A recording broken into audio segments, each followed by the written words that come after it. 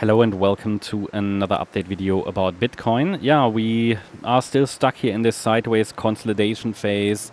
Certainly, I think Bitcoin is not going for a downside impulse locally. Okay, so I just want to give you here a, let's say, a short-term intraday update. If you're interested in the bigger picture and what this entire structure means from the 7th of April low, I would recommend that you watch the previous video. It's still very much relevant. But I talked about a potential 5-wave move down from here.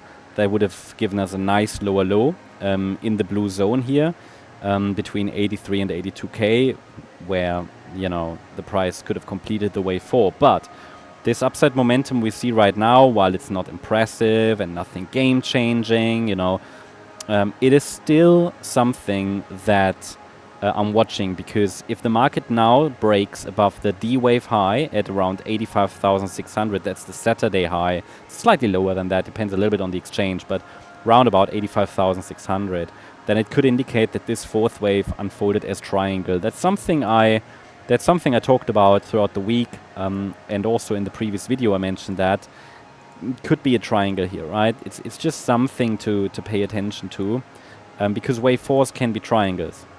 So it's just that they rarely really fill in and complete. But here we have a beautiful triangle.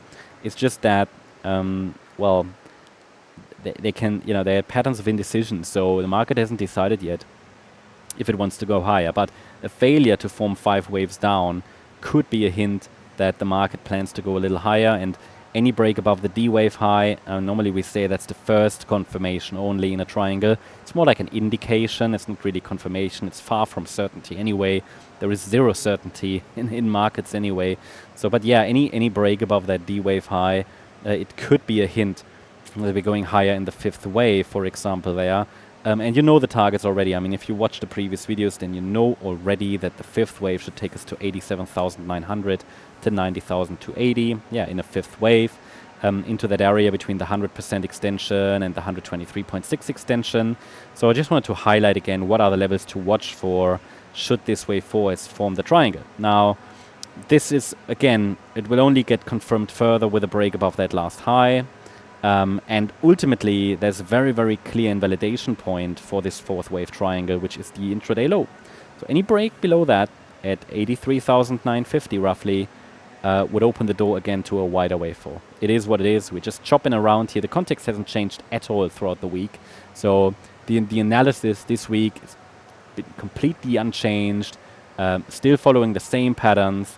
What does change is the interpretation of the nanostructure, which, however, is not so meaningful. It's really just noise, it's volatility. And without a 5-wave move in any direction, there is not really any clarity. And the levels are more important than the nanostructure. So I already mentioned what the levels are to watch for. And yeah, if we break above that Saturday high, the next level to watch is the B wave high of the triangle at 86,450. Now, if it really is a triangle, then this overshooting B wave is actually bullish. So, yeah, an overshooting B wave, it's so-called running triangle. It's a bit like a running flat correction if you're familiar with Elliott Wave, and it typically indicates a preference for upside trend continuation. Well, that's what I'm watching for anyway, right?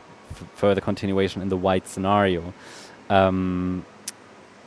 That's still, you know, what we've been watching for throughout the entire week.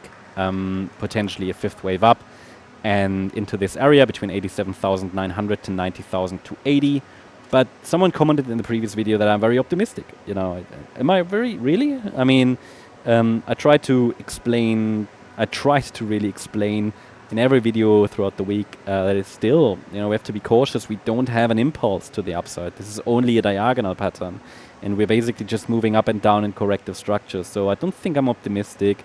Simply laying out the levels here for you guys, support levels that need to hold to keep the upside trend alive. And I already told you now about the invalidation point for the triangle. Pay attention to the trend lines as well of the triangle.